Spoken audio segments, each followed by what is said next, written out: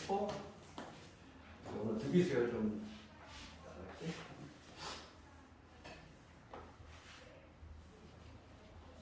봅시다. 등비수열의 등차수열보다 조금 더 어려운 내용이 있어. 왜냐하면 그 이유는 그 원리합계라는 좀 어려운 내용이 좀 있다 보니까 학생들이 좀 거의 어려워하고 거기만 좀 잘 넘어가면 되고 이번에 등비수열인데 등차하고 뭔가 구조가 비슷해. 등비수열은 얘도 지금 이미 용어 자체에 좀 녹아 들어가 있어. 같은 등자에 B가 일정하다는 거야. 비율이. 네, 그래서 뭐 이런 거지. 어떤 수열이 있는데 가장 쉬운 뭐 기본적인 수열을 예를 들자면 뭐 1, 2, 4, 8, 뭐 이렇게 나가는 거. 이거 너무 쉬운데? 이렇게 나가는 수열이 있어.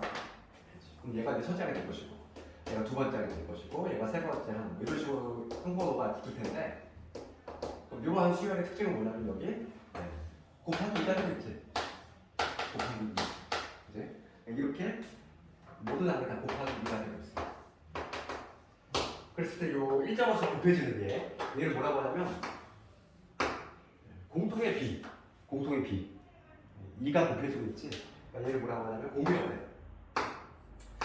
공비라고 하고 얘는 영어인데 우리 라틴어의 B라고 하는 거, 비율이라고 하는 레이시오, 그지? 그거 약자 R 따가지고 공비를 R라고 하고 그 다음에 당연히 얘를 첫째 하는 거예요.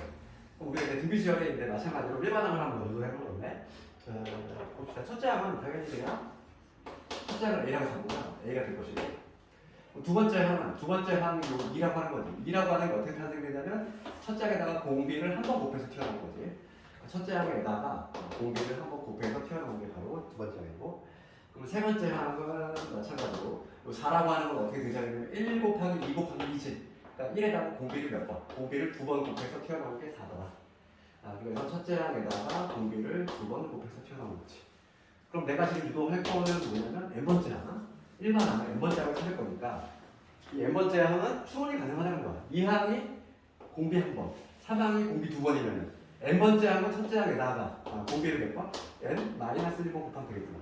이렇게 바로 추론할 수 있지? 이게 바로 뭐냐면 등비수열의 일반항 공식이야. 오늘 기억을 해야 돼. 이 공식인 거지. 알겠니?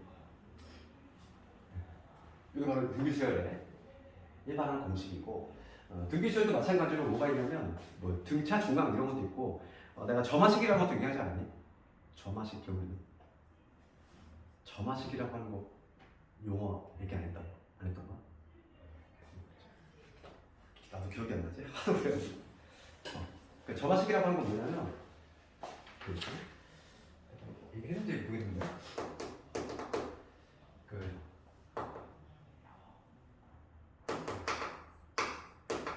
점화식은 어차피 모르겠는데 나중에 수열을 맞을 때 또 나오긴 하지만 점화식이라고 하는 거는 뭘 의미하냐면 이게 한문이거든.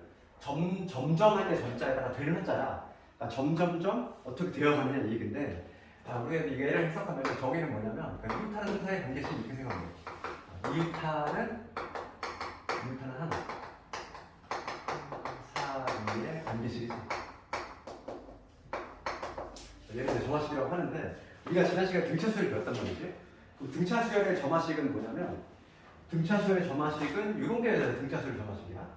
왜냐면 n 플러스 1번째 항 요거 하고 n번째 항을 빼면은 일정하지. 이게 바로 뭐냐면 등차수열의 점화식. 얘는 이웃하는 항상이잖아. n번째 항하고 n 플러스 1번째 항하고의 둘 사이의 관계식이지. 그러니까 이런 거 내 점화식이라고 하는데 얘는 등차수열을 나타내는 점화식이고 요거하고 비교를 해야 될 게 등비수열의 점화식은 뭐가 되냐면 요 n 플러스 1번째 항을 n번째 항으로 나눠야지. 그랬을 때 얘가 일정한 비율이 나온다는 거지. 예, 일정하지. 얘를 바로 공비라고 한다. 그래서 얘는 등차수열, 얘는 등차수열의 점화식, 얘는 등비수열의 점화식이 된다는 거지. 그러니까 점화식은 어차피 우리가 나중에 계속 나올 거야. 그러니까 점화식의 개념은 뭐냐면 이웃하는 바로 근처에 있는 항들의 관계식, 걔를 점화식이라고 한다 이거지. 그 다음에 이제 세 번째로는 등비수열도 마찬가지로 등차 수열과 비슷한 점이 있는데 그게 바로 뭐가 존재하냐면 등비 중항이라는 게 있지. 등비 그리고 중항. 우리 등차 중항 기억나잖아. 우리 시험도 봤잖아. 그렇지. 그래서 세 개의 수가 만약에 등비수를 이루는데 어떤 A하고 X하고 B 얘가 이제 만약에 등비 수열을 이룬다는 거야. 그럼 등비 수열의 정의는 뭐냐면 B가 같은 거지. B. 비율이 같다는 거야. 즉 X를 A로 나눈 요 B하고 B를 X로 나눈 B가 같다는 거지. 그게 바로 등비 수열의 정의니까. 그러면 요 X좌표를 싹 곱해주면은 여기서 우리가 X의 제곱은 AB라는 아주 중요한 공식을 얻을 수 있지. 요 관계식이 성립이 되면은 등비수열이다. 즉 가운데 항의 제곱은 양 사이드 곱. 녹화는 안 됐네. 녹화 안 됐어. 되고 있어요. 되고 있어? 아, 난 또 지민이가 뭐야 하길래 안 되는 줄 알고. 그래서 지금 이런 관계가 성립이 되는 등비수열이다. 가운데 거의 제곱은 양 사이드 곱것 같다. 이거 추가적으로 한번 얘기해보면 우리 134페이지 가봅시다. 거기 보면은 134페이지의 개념 보면은 등비수열의 개념 나와 있고 B가 일정한 수열. 그래서 그 일정한 B 걔를 공비라고 한다. 커먼 레이시오의 약자 R. 그 다음에 등비수열의 일반한 공식은 첫째 항을 R이라고 하고 공비가 첫째 항을 A, 공비를 R이라고 했을 때 A는 이렇게 유도가 된다. 오늘 요거 암기합시다. 요거. 그 다음에 거기 참고란에 보면은 그런 관계식 있지. A n 플러스 1은 R 곱하기 AN 이렇게 돼 있지. 그게 바로 이런 거 아니니? 괜찮아. 여기 양변에 AN을 곱한 거야. 여기다 A를 곱하면 거기 참고란에 있는 게 나오지? 이거 뭐라고 한다 얘를? 등비수열의 점화식. 이런 걸 점화식이라고 해. 이웃하는 항사의 관계식. 걔를 점화식이라고 한다. 그 얘기고. 그 다음에 등비 중항에 관한 얘기. 여기 나와 있죠. A, B, C가 이 순서대로 등비수열을 이룰 때 B를 A와 C의 등비 중항이라고 한다. 가운데 거의 제곱은 양 사이드 곱과 같지. 그러한 성질이 있다. 그러니까 뭔가 구조가 등차수열과 되게 비슷해. 구조가 그렇게 어렵지 않아. 그럼 이제 두 번째 뭐냐면 합공식을 한번 유도를 해볼 건데 합공식을 유도하는 방법은 좀 알고 있어야 돼요. 왜냐하면 얘가 이제 나중에 여러 가지 수열에서 이제 몇 급수라고 하는 아주 이상한 걸 배우는데 그거의 해법하고 동일한 거죠. 그래서 지금 내가 뭘 유도할 거냐면은 등비 수열 합 공식을 한번 유도를 해볼 건데 여기다가 참고로만 좀 살짝 적어놔. 얘는 몇 급수 해법하고 동일해. 몇 급수라고 하면 나중에 우리 해봐. 말이 좀 이상하지. 역산할 때 있잖아요. 이걸 좀 적어놓고 그러면 등비수열 합공식을 한번 먼저 해볼 건데 우리가 n항까지 했냐? 그러면 SN이지. 내가 SN을 한번 보여주려고 하는데 첫째 항은 당연히 이거고 그 다음에 두 번째 항은 첫째 항에다가 공비하는 거 곱하기 이렇게 되겠지. 쭉 해서 그러면 쭉 나가서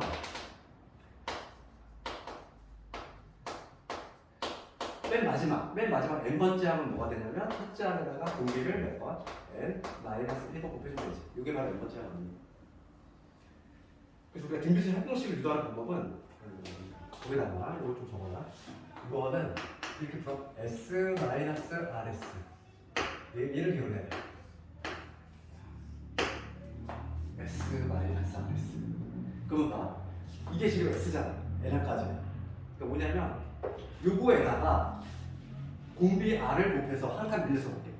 즉 RS를 곱하겠다는 거야. 여기 R 공비를 하나를 곱해가지고 한 칸 밀려서 볼게. 그러면 지금 얘가 SN이니까 여기다가 R을 곱한 거는 분배가 되겠지? R을 곱했으니까 그 다음에 한 칸 밀려서 볼게. 그럼 얘는 여기 A, R이 될 것이고 여기다가 R을 곱하면 A, R이 되고 이게 될 것이고 이런 식으로 한 칸 밀려서 적겠지. 그럼 여기는 A 곱하기 R에 N 마이너스 2 여기다가 R이 곱해지면은 A 곱하기 R에 N 마이너스 2 근데 마지막으로 요놈한테 다시 R이 곱해지면은 A 곱하기 R에 N제곱 이렇게 되지. 이게 SN이라고 했을 때 여기다가 R을 곱한 거야. R이 분배가 된 거지. 한 칸 분배했었어. 그 다음에 변변 뺀다는 거야. S 마이너스 RS. 변변 빼는 거지. 변변 빼면은 좌변은 뭐가 되냐면 1 마이너스 R에 S 얘가 되지. 우변 볼게. 우변을 변변 뺐어. 그러면 얘는 다 사라져. 둘둘이 다 사라져. 남는 거는 요 맨 앞에 하나. 그 다음에 요 맨 뒤에 요거 하나 있지. 그러니까 A 마이너스 A 곱하기 R에 N 이런 거. 그쵸? 그러니까 A로 묶어볼게. A로 묶으면 1 마이너스 R에 N 제곱이 되는 거예요. 그럼 여기서 따라서 이제 최종적으로 SN을 한번 유도를 해볼 건데, 얘들아 여기서 공비가 이 R이 1이 되면 어떻게 되지? 공비 R이 1이 되면 분모 내려갈 수 있어 없어? 없지. 얘는 0이 되니까. 그러니까 이 SN은 두 개로 나눠야 돼. 이 공비 R이 1일 때 하고 이 공비 R이 얼마? 1이 아닐 때 나눠야 되겠지. 그럼 봅시다. 이 경우부터 먼저 할게. 이 R이 1이 아니면 얘가 0이 아닌 거잖아. 얘가 0이니까 나눌 수 있지. 그러니까 SN은 뭐가 되냐면 이때 SN은 1 마이너스 R분의 A 곱하기 1 마이너스 R의 N제곱 이게 되겠지. 이게 오늘 요거 연결이 해야 되겠고, 그 다음에 두 번째는 이제는 뭐냐면 R이 1일 때야. 그럼 R이 1일 때는 다른 구해야 돼. 봐봐. R이 1이라는 얘기는 뭐냐면 공비가 1이야. 공비가 1이 계속 첫째 항에다가 1이 곱해진다는 거지. 그 모든 항이 다 어떻다는 얘기지? 첫째 항도 A, 두 번째 항도 A, 세 번째 항도 A라는 얘기지. 계속 A잖아. A가 몇 개 있어? A가 N개 있지? N 한까지니까. 그러니까 얘는 합이 뭐가 되냐면 N 곱하기 A가 되겠지. 이렇게. 그러니까 우리가 봐봐. 이런 수열 있잖아. 3, 3, 3, 3, 3 이렇게 나가는 수열이 있어. 이런 수열이 있을 때 얘는 두 가지로 해석 가능해. 공차가 여기 등차 수열로 해석할 수도 있지. 그 다음에 공비가 1인 등비 수열로 해석할 수도 있는데, 수학에서는 아무 얘기 없이 얘를 그냥 뭐로 편입한다. 공비가 1인 등비 수열로 파악을 해야 돼. 공차가 여기 등차 수열로 파악할 수 있는데, 왜냐하면 공식 자체가 여기 따로 나와 있거든. 이렇게 공비가 1일 때가. 그렇기 때문에 얘를 공차가 여기 등차 수열로 파악할 수도 있지만, 우리 수학에서는 아무 얘기 없이 그냥 공비가 1인 등비 수열이다 이렇게 해석한다는 거지. 그럼 봐, 오늘 외워야 될 게 이 두 가지 공식이고, 특히 내 밑에 공식은 양면에 마이너스 1을 곱해서 이렇게 바꿀 수도 있어. 도를 뒤집어서 A 곱하기 R의 N제곱 마이너스 2 이렇게 바꿀 수도 있지. 그럼 내가 두 개를 적은 이유는 용도가 조금 차이가 나. 둘 다 어느 걸 써도 상관이 없는데, 얘는 공비가 1보다 작을 때 쓰면 조금 유용해. 조금 더 편리하고, 얘는 공비 R이 1보다 클 때 사용하면 조금 더 좋다는 얘기야. 그래서 그 차이는 뭐 딱히 없고, 근데 하나만 열심히 외워도 돼. 어차피 두 개를 구별할 필요 없이 어느 거에다 대입해도 결과는 동일하게 나온다. 그래서 이게 바로 뭐냐면 등비수열의 합공식을 발표해봤어. 그럼 봐봐, 요새 또 중요한 얘기 하나 할 건데, 등비수열과 관련해서 우리가 등차수열도 합공식을 유도하자면 내가 구조에 대해서 좀 얘기했단 말이지. 우리 등차수열 합구조의 특징은 뭐였냐면은 n에 관한 2차식 나오고, n에 관한 2차식이면 상수항이 없는 게 특징이 다 있잖아. 상수항이 있으면 2항부터 등차수열. 기억나지? n에 관한 2차식. 그런데 지금 등비수열의 얘 유놈을 한번 가져볼게. 얘를 한번 구성해볼까? 여기에서 내가 요 유놈 있지 얘들아. 어차피 이 R이라고 하는 거, 이 A라고 하는 거는 얘는 공비고, 얘는 첫째 항이야. 얘를 어차피 고정된 어떤 상수값을 갖을 거니까 얘를 A라고 이렇게 붙여볼게. A라고. R의 마이너스 1분의 A를 그냥 낮에 A라고 했어. 그러면 여기서 우리가 이제 등비수열 합구조가 나와. SN의 구조에 대해서 얘기를 하면은 등비수열 합은 SN은 어떤 구조가 나오냐면 이런 구조가 나오게 돼 있어. A 곱하기 R의 N제곱 마이너스 A. 이 꼴이 나오게 돼 있어. 내가 지금 얘를 A 봤지만 요놈을 A로 봤어. 그러면 얘를 전개하면은 A 곱하기 R의 N제곱 마이너스 A 이 꼴이 나오게 되잖아. 항상 이 꼴이 나오게 된다는 거야. 무슨 얘기냐면은 얘를 N으로 그냥 못 박았을 때, 얘가 N이라고 고정했을 때 얘가 절대값이 같고 부호가 다른 이러한 형태가 나오게 된다는 거야. 이 구조를 알면은 아주 쉽게 풀 수 있는 문제가 있어. 그러니까 뭐냐면 봅시다. 시험에 안 나오는 게 뭐냐면 이게 라이트센이랑 그 문제가 있을지 모르겠네. 근데 문제가 좀 적다 보니까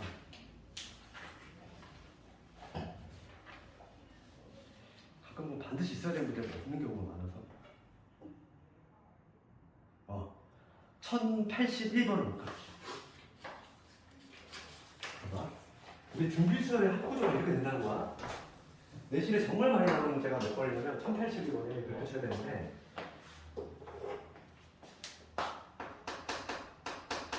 1082번. 얘를 내가 두 가지 방식으로 풀어볼게. 정석적으로 푸는 방법하고 저 구조를 할 때 1초 만에 푸시는 방법하고 두 가지 방식으로 해볼 건데 1081번은 SN이 뭐라고 되냐면 3 곱하기 4에 n 플러스 1 플러스 K지. 얘가 1항부터 첫째 항부터 등비수열이 되고 싶어. 첫째 항부터 등비수열이 되고 싶어. 그렇게 되도록 하려면 K가 구하시오. 이 문제지? 문제가 이거야. 그러면 내가 이거 정석적인 방법 첫 번째 이거부터 한번 해보면 지금 SN이 주어졌으니까 AN 어떻게 찾는다? AN은 SN-SN-. 걔는 등차 수열에 국한된 게 아니라고 그랬어. 모든 수열에 통용이 되는 게 바로 뭐냐면 이거야. AN은 SN-SN-. 중요한 건 N이 2보다 크거나 같다. 맞지? 요거. 얘는 등차 수열에만 국한된 게 아니야. 모든 수열에 다 적용이 가능해. 그럼 요거에 의해서 한번 대입을 해보면 3 곱하기 4에 n 플러스 1제곱 플러스 k에서 빼기 여기다 n-1을 집어넣었어. 그럼 3 곱하기 4에 여기 n제곱 될 것이고 마이너스 k가 되겠지. 어차피 k가 없어져. 요 계산 한번 해볼 건데 여기 4 하나 끄집어내면 되잖아. 그럼 여기 12 곱하기 4에 n제곱 빼기 3 곱하기 4에 n제곱이 되니까 여기가 9 곱하기 4에 n제곱이 된다는 얘기지? 이게 바로 뭐냐면 AN이야.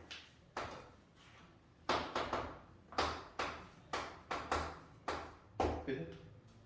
그러면 1항은 어디에서 찾아? 1항. 이게 N 2보다 크면 되고 A1은 S1에서 선택했지? S1 여기다 집어넣는데 1 집어넣어볼게. S1 1 집어넣으면 4의 제곱 얼마니? 16 곱하기 3 48이지. 48에다가 플러스 K가 되겠지. 이게 S1이잖아. 그럼 봐봐. 지금 얘가 1항부터 등비수열이 되고 싶어. 1항부터 등비수열이 되려면 원래 얘는 2항부터 여기다 2부터 들어갈 수 있는 애인데 여기다가 살짝 몰랐을 때 1 넣었을 때 얘랑 같은 데잖아. 이게 원래 2항부터인데 여기다가 내가 슬쩍 1 넣었을 때 얘랑 같으면 1항부터 등비수열이 된다는 얘기지. 그래서 따라서 여기다 슬쩍 1 넣어볼게. 1은 9, 4, 36이지. 36이 48 플러스 얘가 한제곱이 되는 K는 얼마냐면은 마이너스 10이라는 걸 알 수 있지. 되겠니? 이렇게 해서 구하는 게 바로 정석적인 방법이야. 그런데 우리가 이제 두 번째 방법은 구조를 알고 있으면 되게 1초간에 풀 수 있다는 거야. 구조까지 모르겠어. 이 꼴이라고 했잖아. 1항부터 등교시 되려면 무조건 저 구조가 나와야 돼. 저 구조 얘가 무조건 N이 돼야 돼. N을 못 바꿔야 돼. 그럼 얘 하나 4 포장을 하면 되지. 그럼 얘를 다시 쓰면은 얘는 12 곱하기 4의 N제곱 K지. K가 뭐가 돼야 돼? 마이너스 12. 그렇죠. 눈으로 푸는 문제가 있는 거지. 그치? 그러니까 만약에 이런 문제가 내시에 나오면은 빨리 풀고 다른 문제 투자해야 돼. 우리 고등부 수학은 특히 수험 같은 과목은 시간이 상당히 많이 걸려. 나중에 느껴보겠지만은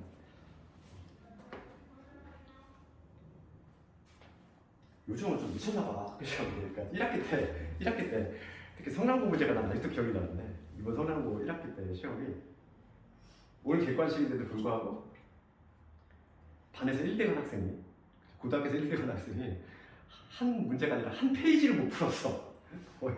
문제 난이도 얼마나 높였는지 5문제를 건드지도 못한 거야. 반에서 1대 간 학생이. 미친 거지. 너무 그러니까 애들의 실력을 너무 과대평가.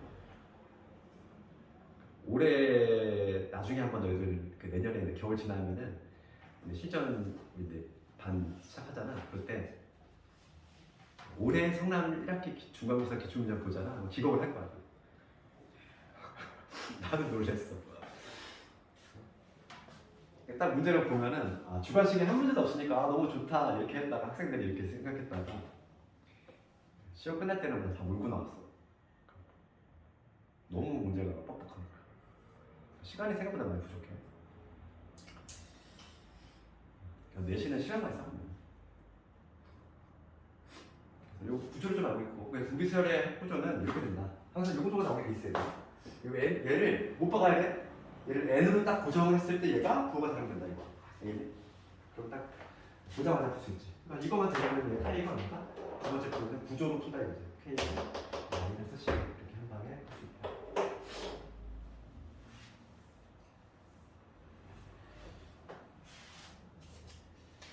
이제 문제가 되는 게 있네. 등비수열의 원리학 때문에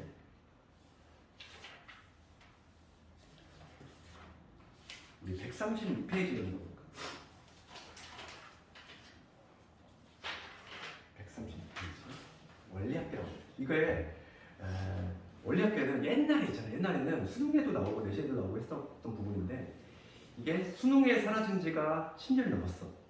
왜냐면 그 이유가 있어. 그 이유가 뭐냐면 지금 원리학계라고 하는 거는 주로 다루는 게 적금이라든지 연금, 그 다음에 할부 거래 막 이런 건데 중고생들이 할부 거래를 해본 경험이 없잖아. 혹시 너들 뭐 대출 해봤니? 대출하면 안 되지? 너희들 나이 대출하면 안 되잖아. 그러니까 대출을 해볼 경험도 없고 그러니까 당연히 이 구조 자체가 좀 이해가 안 되다 보니까 너무 어렵다는 거지. 그래서 수능에서는 아예 퇴출된 지가 한 10년 넘었고 내신은 그래도 좀 나오고 있어. 내신도 요 금방 학교들 보면은 반반이야. 학교에서 만약에 다루면은 내겠다 하면은 나오는 거고 학교에서 다루는 학교 반, 안 다루는 학교 반이야. 그래서 내가 지금 진학한 학교가 어떻게 될지는 모르는 거야. 공부를 해놔야 돼. 공부를 해놔야 되는 것이고 그나마 다행인 거는 교과 과정에서 이제 뭐냐면 좀 잡스러운 건 좀 많이 빠졌어. 우리가 이제 딱 알아야 될 것만 알면 되는 것이고 그거에 대해서 좀 얘기를 할 건데 원리학계 이게 좀 어렵지? 그리고 개념부터 한번 살짝 얘기하면은 원리라고 하는 원은 뭘 의미하지? 이거야. 얘는 뭘 의미하냐면 원금을 의미하는 거야. 원금 의미하는 거고 리라고 하는 거 이자 아니야. 원리학계라고 하는 건 뭐냐면 원금 더하기 이자의 합계 이렇다는 얘기야. 이렇다는 얘기인데 아주 쉬운 예로 우리가 이제 봐봐. 이거의 가장 기본기가 뭐냐면 우리가 이제 이자를 계산한 방법에 단리법이 있고 그다음에 복리법이 있어. 이런 거 좀 들어봤지? 들어봤니? 그럼 얘는 뭐냐면 이런 구조야. 뭐냐면 내가 예를 들어서 1,000원 있어. 1,000원 있고 이자율이 월 10%라고 해볼게요. 그러면 한 달 후에 이자는 이거의 10%니까 얼마나 붙어? 100원이 형성이 되지. 100원이 형성이 되는데 단위법은 뭐냐면 그 원금이 고정이 된 거야. 그러니까 뭐냐면 이 1,000원 항상 원금이 1,000원인 거야. 그러면 첫 달 이자도 10%니까 100원이 되고 두 번째 달 이자도 똑같이 10%니까 100원이 되는 거고 100원씩 계속 똑같이 고정된 건데 우리가 이제 얘는 사용하고 있지 않다는 거야. 우리 현실에서 우리가 지금 사용하고 있는 방법은 복리법이지. 복리법이 뭐냐면 처음에 1,000원 있어. 그 다음에 이자가 월 10%야. 그럼 한 달 후에는 원금과 이자의 합은 어떻게 되겠어? 원금 1,000원에다가 이자 100원이니까 합쳐서 1,100원이 되지. 그럼 두 번째 달에 이자가 어떻게 되냐면 100원이 아니야. 왜냐면 이게 하나의 내 새로운 원금이 되는 거야. 얘가 새로운 원금이 되는 거지. 이거의 10%지. 이거의 10%. 110원이 되는 거야. 이자가. 이게 그러니까 두 번째 달에 이자는 얼마? 이게 원금이 돼가지고 요거의 10%니까 얼마? 110원이 되는 거지. 그럼 원금과 이자 합계 얼마 되겠어? 이놈과 이놈을 더해서 1210원이 되겠지. 그렇지 않니? 그럼 이게 두 달 후에 이게 원리합계가 되는 거야. 그러면 다시 또 세 달 후에 세 달째에 돼. 요게 또 기준이 되는 원금이 되는 거야. 이거에 다시 10% 이렇게 이런 식으로 진행이 되는 게 바로 뭐냐 복리법이야. 우리가 실제로 은행에서 사용하고 있는 은행뿐만 아니라 모든 현실에서 사용하고 있는 방법이 복리법이지. 그러니까 우리는 옛날 알표가 전혀 없어. 사용하고 있지 않거든. 그러니까 우리 복리법으로만 알고 있으면 되는 것이고, 복리법에 있는 그 뉘앙스는 알겠지. 느낌이 어떤 느낌인지, 그지? 처음에 이자가 발생이 되고 원금과 합쳤을 때 걔가 새로운 원금이 된다는 거. 그게 바로 복리법이고. 그럼 이제 우리가 이제 알아야 될 건 뭐냐면 기본 공식이 뭐냐면 원금이 A고 이자율 R% 들어가야 돼. 얘를 N 지금 뭐냐면 연이율을 연 이자율을 R라고 했을 때 N년 후 원리 합계를 한번 불러볼 거야. 이게 가장 기본이야. 얘는 뭐냐면 어떤 행위를 한 거냐면 내가 1,000만 원 같은 거를 은행에 그냥 고스란히 그냥 N년 동안 썩혔을 때 딱 그냥 N년 동안 은행에 그냥 넣어놓기만 했을 때 그때의 모습이지. 그럼 봅시다. 처음에 원금이 A거든. 그러면 1년 후는 어떻게 되지? 이자가 R%지. 그렇지. 그러면 1년 후에 원리 합계가 어떻게 되냐면 원금 A에다가 그렇지? 얘한테 2% A야. 이게 되겠지. 얘가 원금, 얘가 이자잖아. 그렇지? 그래서 얘를 A로 묶으면 뭐가 되냐면 1 플러스 R이 되지. 처음에 A였는데 1년 후는 이렇게 돼. 1년 후. 그 다음에 2년 후는 어떻게 됐어? 2년 후는 얘가 원금이 된다고 했어? 원금. 그럼 원리 합계는 뭐가 되냐면 이 원금, 즉 요놈에다가 이게 원금이고 이거에다가 여기다가 지금 다시 이자율을 곱한 거지. 요놈에다가 다시 R%를 곱한 거니까 A, R에다가 1 플러스 R. 요게 바로 뭐냐면 이자가 돼. 얘 원금, 요거 이자야. 두 개를 더했어. 두 개를 더하면 어떻게 되지? 두 개 더해볼게. 그럼 공통인수가 A 1 플러스 R을 끄집어내면은 여기는 1 남을 것이고 여기는 R 남지. 그러니까 얘는 결과적으로 뭐가 되냐? A 곱하기 1 플러스 R의 제곱이 된다는 걸 알 수 있어. 근데 이거 두 개를 왜 봤을까? 뭔가 좀 느낌이 오지 않니? 얘는 1년 후의 모습이 이렇게 돼. 2년 후의 모습이 이렇게 돼. 그럼 N년 후는 어떻게 될 것이야? N년 후는 A 곱하기 1 플러스 R의 N제곱이 되겠지. 이걸 추론할 수 있지? 이게 바로 뭐냐면 N년 후의 원리합계야. 그러니까 이 얘기는 뭐냐면 돈을 그냥 은행에다가 딱 넣어놓고 그냥 N년 동안 딱 섞였을 때, 묵혔을 때 돈이 불어있겠지. 이만큼 불어있다는 거. 알겠니? 요거는 내 기본기가 되는 거야. 그치? 요거는 내 기본기로 거기 우리 책에 보면은 이제 뭐가 되냐면 우리 136페이지 가볼까? 우리 136페이지 가보면 그 밑에 보면 참고란에 보면은 박스 밑에 보면은 단리법하고 복리법이 나오는데 우리는 복리법만 알면 된다고 했어. 단리법은 전혀 사용하고 있지 않아. 그러니까 걔는 알 필요가 전혀 없어. 복리법만 알고 있으면 되고 거기 내가 지금 요 공식 유도해줬지? 얘가 이렇게 타진하게 배경은 여기 있다는 거야. 원금을 A라고 잡았을 때 1년 후는 이 원금에다가 얘가 이자잖아. 이게 바로 원리 합계잖아. 두 개 합치면 이렇게 된다. 그 다음에 2년 후는 얘가 이제 새로운 원금이 되는 거야. 그러면 이 원금에다가 요거에 이자율 알파가 붙었으니까 이렇게 되겠지. R 곱해서. 그럼 얘 두 개를 원리 합계, 두 개를 더하니까 이수 정리 이용해서 정리하면 이런 나온다는 거지. 그래서 결과적으로 N년 후라고 하는 걸 이렇게 추론해 볼 수 있다. 이게 기본적으로 이해를 봐야 돼. 그럼 이제는 뭘 할 거냐면 거기 보면은 책에 동그라미 1번, 동그라미 2번 있어. 매년 초에 적립할 때, 매년 말에 적립할 때 이런 구조가 돼 있지. 그럼 여기서 우리가 거기 그렇게 돼 있지만은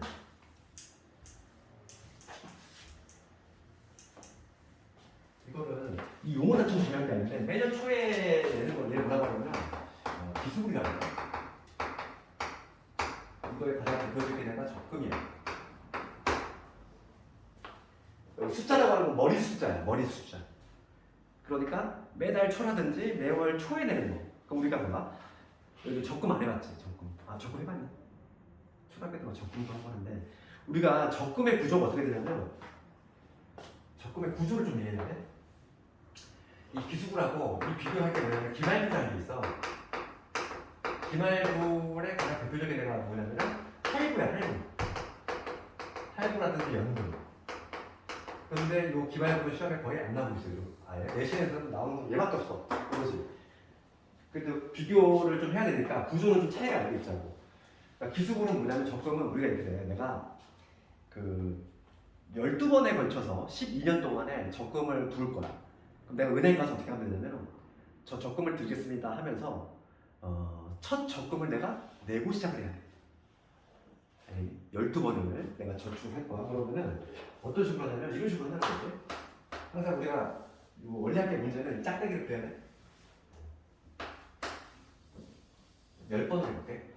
내가 지금 10번에 걸쳐서 적금을 하겠다는 거지. 그럼 여기가 1년 초. 여기가 2년 초. 적금을 여기 A 내고 그 다음 똑같은 금액 A 내고 이렇게 해서 몇 번을 낼 거야? 10번을 내겠지. 얼마를 낼지 모르지만.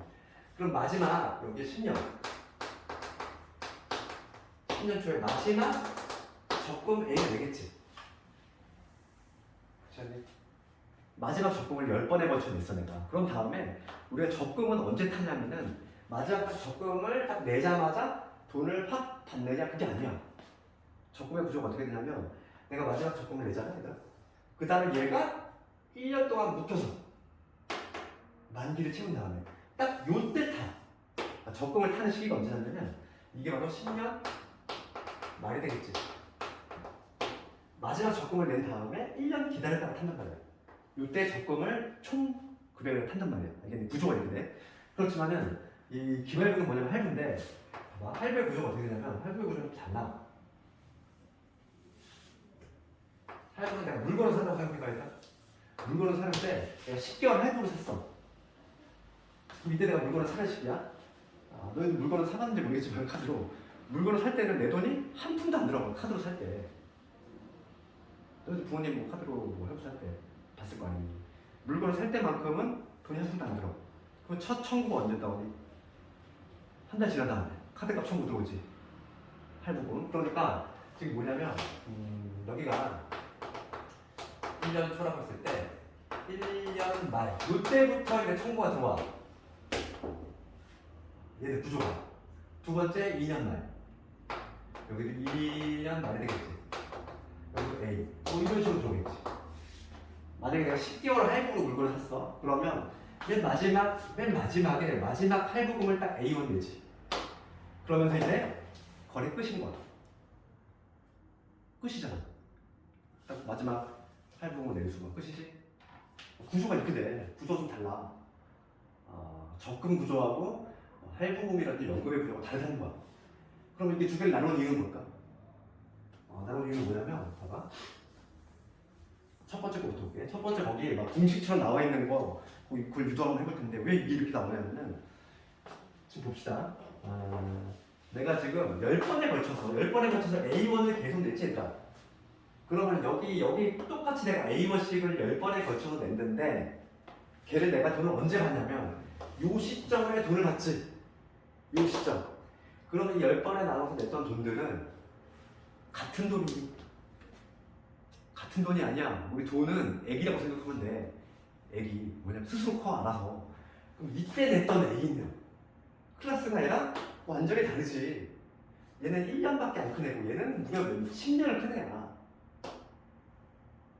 그렇잖아. 그럼 얘부터 볼게. 얘는 1년 동안에 얘가 달라붙었겠지. 그러면 이 초록색 시점, 이 시점을 중심으로 했을 때의 원리학이 얼마가 되겠어? 아까 전에 우리 공식 만들었잖아. 이게 원금이니까 이자의 알파고는 이거의 1제곱이지. 이렇게 되겠지. 그러면 요거에 앞서서 9년 초에 했던 요 A는 어떻게 돼? 2년간의 이자가 달라붙었지. 2년간의 이자가 달라붙었어. 그러면 요 시점을 중심으로 해서 요 시점을 기준으로 했을 때 변화 얼마큼 커 있냐면은 1 플러스 R의 제곱 이만큼 커져 있겠지. 쭉 다 다르잖아. 그럼 맨 처음에 냈던 이거는 아주 많이 커 있겠지. 1 플러스 R의 몇 제곱. 얘는 총 개수가 내가 10번 냈으니까 여기는 10제곱이 돼야 되겠지. 내 수중에서 나간 돈들 A1씩 10번에 걸쳐서 나갔지만은 요 딱 초록색 시점을 중심으로 해서 환산했을 때 금액이 빨간에 되지. 이것들의 총 합이 바로 뭐다? 내가 받을 적금액이 된다는 거야. 내 수중에서 나갔던 돈들. 한참 전에 나갔던 애는 많이 줘야지. 그렇잖아. 이것들 총합이지? 이제 이거 총합 할 거야. 그러면 이것들 총합은 이거를 관찰해보니까 무슨 수야? 등비수열이지? 저 곱이가 얼마? 곱이가 1 플러스 R이라는 걸 알 수 있지. 예, 그래서 여기서 이것들 합을 한번 볼게. 합은 뭐가 된다? 공비가 1 플러스 R이야. 공비 마이너스 1. 공비가 1 플러스 R이니까 공비 마이너스 1이네. 우리 등비 사용 공식 주었지만 공비 S에 이렇게 되지? S에 어떻게 했어? 공비 마이너스 1은 첫째 하나가 공비의 상수세분 마이너스 1. 이게 바로 이제 등비수열 공식이야. 이거 오늘 반드시 알고 해야 돼. 오늘 처음 배웠기 때문에 당연히 좀 생소하겠지만 봅시다. 이거에다가 대입해보면 공비 마이너스 1분의 첫째 항이지. 얘가 첫째 항이지.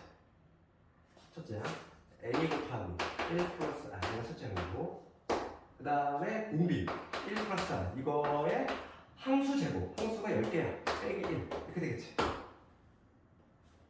되겠니?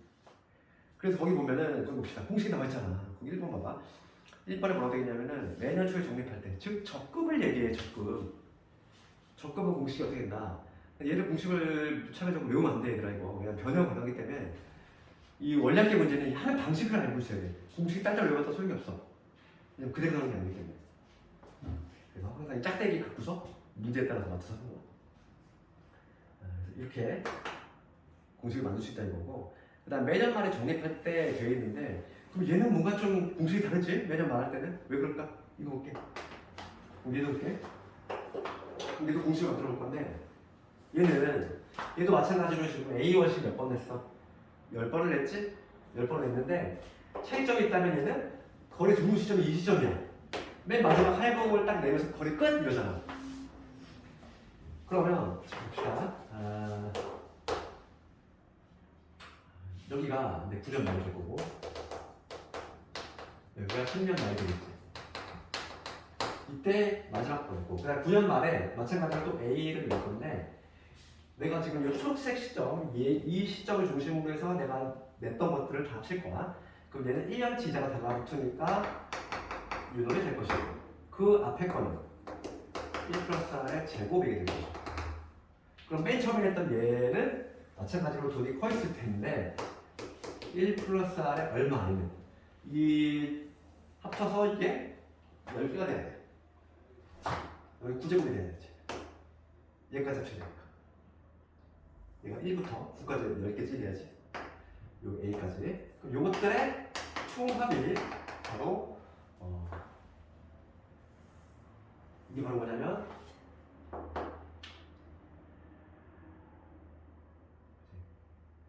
기말분이지, 기말분. 할부금의 총합이지. 그래서 이걸 그럼 구해보면 얘도 마찬가지야. 공비 마이너스 1이네. 공비 마이너스 1. 첫째 항이 좀 변하고 있다는 거야. 얘는 첫째 항이 요놈이었지? 얘는 첫째 항이 A지. 첫째 항이 변하고 있어. 그 다음에 공비 1 플러스 R에 이거에 10개. 이런 식으로 공식을 만들 수 있다 이거지. 거기 보면은 차이점이 하나 있다면 그 매년 말하고 매년 초에 차이점이 있다면 뭐 있다? 첫째 항밖에 없어 실제로. 알겠니? 이거 조금 이해하기가 좀 어렵지? 물량기는 좀 그래서 나오면은 뭐밖에 안 나오냐면 오로지 이거는 적금밖에 안 나와. 왜냐면 할부 문제니까 할부 문제를 제대로 내려면 더 어려워. 지금 내가 낸 거는 뭐냐면 물건을 산 입장 있지? 구매자가 냈던 할부금만 했지만 실제로 문제를 풀 때는 이 할부금 구조는 적금하고 다르게 요 놈의 총합하고 그 다음에 물건을 판 사람이 있지. 이거에 또 이렇게 동의해줘야 돼. 등식을 만들어야 되는데 그거는 나중에 이제 문제 나오면 하고 얘는 지금 문제집이 아예 없을 거야 아마 이 문제는. 그래서 시험에 나오는 거는 요거밖에 없어. 기술을 구조를 좀 이해를 하자는 거지. 좀 복잡하게 좀 했는데 그럼 요거에 관한 문제 하나만.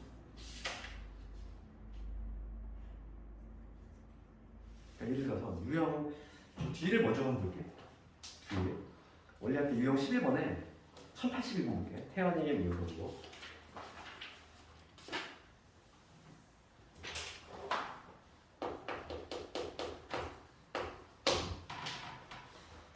원래 학기를 한 김에 이거 먼저 볼게. 1080원 그 위에 보면 공식처럼 나와 있잖아요. 대학 공식처럼. 뭐 이거를 외워봤자 별 소용이 없다고 했어. 우리 짝대기 먼저 항상 긋고 생각하자고. 이제 봅시다. 태연이 부모님이 노후 생활을 위해서 매년 말 200만 원씩 적립을 한다. 그러니까 이게 원래 적금은 우리가 매년 초에 내는 적금이지. 매년 초에 내는 적금이야 이렇게. 그런데 경우에 따라서는 지금 문제같이 매년 말에 적금 내는 구조를 이렇게 변형해서 낼 수가 있어.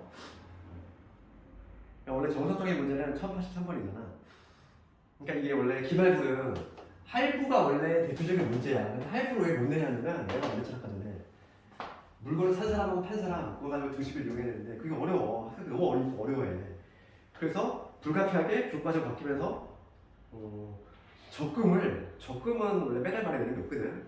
그런데도 그거를 적금이라는 표현 안 쓰고 적립금 뭐 이런 식으로 문제를 변형해서 이렇게 창출했다는 거야. 그러니까 우리는 문제를 풀 때 어떻게 하면 되냐면 매달 초면은 이런 식으로 그리면 되는 거고 매달 말에는 이런 식으로 그리면 돼. 그렇게 구별하면 되고 그럼 1082번을 봤을 때 이 태연의 부모가 매년 말에 짝대기 그려야지. 여기가 1년 말에 연말에 낸다는 거지. 200만 원씩 200만 원씩. 그러니까 여기 이때 200만 원 되고 이때도 200만 원 되고 계속 200만 원씩 낸다는 거지.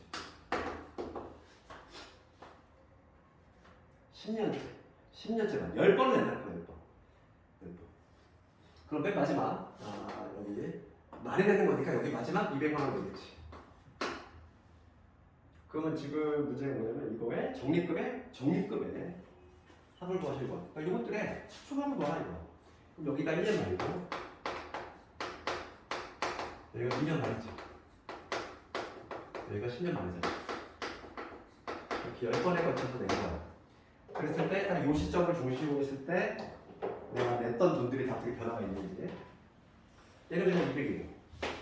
그럼 9년 말에 냈던 여기 9년 말에 냈던 200만 원. 얘는 1년치 이자가 축적됐지. 어떻게 변화가 있냐면 200 곱하기 이자율이 얼마? 이자율이 연 4%야. 연 4%. 그러면 1.04지. 이거의 1이야.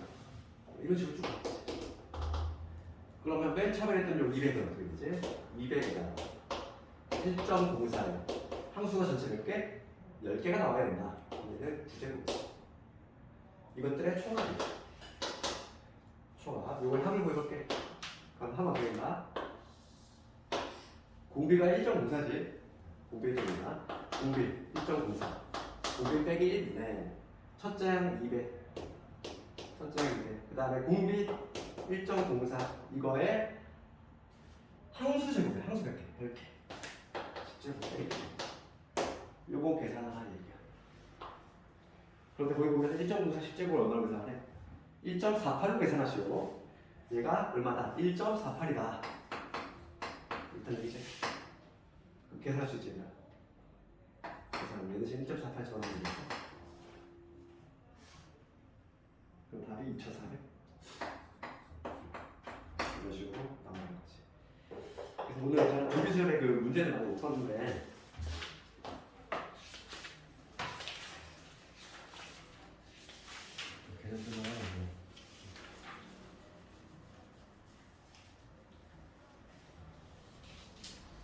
그 숙제는 134페이지 있는 요 등비서 기본 요거하고 135페이지하고 그다음 136페이지 그다음 B스텝을 내가 좀 못 풀어줬잖아. 뭐 숙제는 뭐 이론만 좀 해줄게. 이론을 좀 많이 하려고 하거든. B스텝 풀 수 있겠니? 한번 해볼래? 내가 이론을 설명했으니까.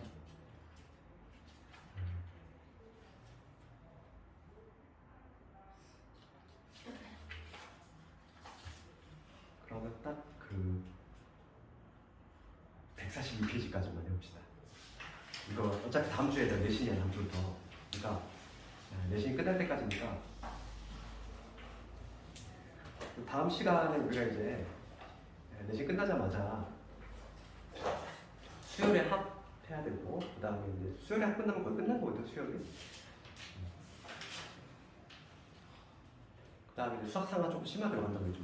조금 이제 어려운 문제 좀 다뤄볼 거고 뭐 교재는 뭐 블랙 라벨 할 수도 있고 아니면은 뭐 1등급 수학 할 수도 있고 교재 내가 조금 더 검토를 해보고 할 거니까 이렇게 알고 있고 그 다음 주 화요일은 그 메타 하는 거고 그냥 그대로 수학 그 기말 법리 지난번에 우리 수도 너희도 풀어봤니? 또 출력했니? 앞으로 본 사람은 좀 다시 한번 좀 풀어보고 그거 질문도 있을 거 아니야. 그거 좀 해결해야 되니까 화요일에 그거 가져오고 그래서 화요일 날은 메탈 하고 그다음에 다음 주 목요일부터 이제 이거 좀 내신 대비를 하도록 할 테니까 이렇게 하고 있고 아 그리고 뭐냐 보충 일정을 좀 잡아야 되는데 오늘은 시간이 근데 다 맞는 시간대가 걸릴 것 같아. 수요일은 다 안 된다고 했지. 내가 수요일이 휴무일이어가지고 일요일은 뭐하니? 일요일은? 일요일 일요일도 뭐 있니? 2시 이후부터 괜찮아? 5시 뭐 있어? 5시부터 뭐 있어? 일요일 날? 부터? 7시 반에 방학 가요. 방학인데 야 5명인데도 스케줄 맞추기 되게 힘드네.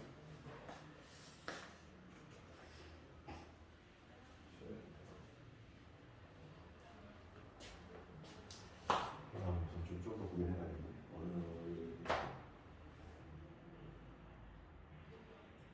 아니면 일요일로 하되 그 재밌는 영상 봐야 되나? 한번 보충을 해가지고 뭐 등비수를 아예 마저 끝내버리는 거 해볼게. 아마 그 시간은 이거 이렇게 생각하면 다음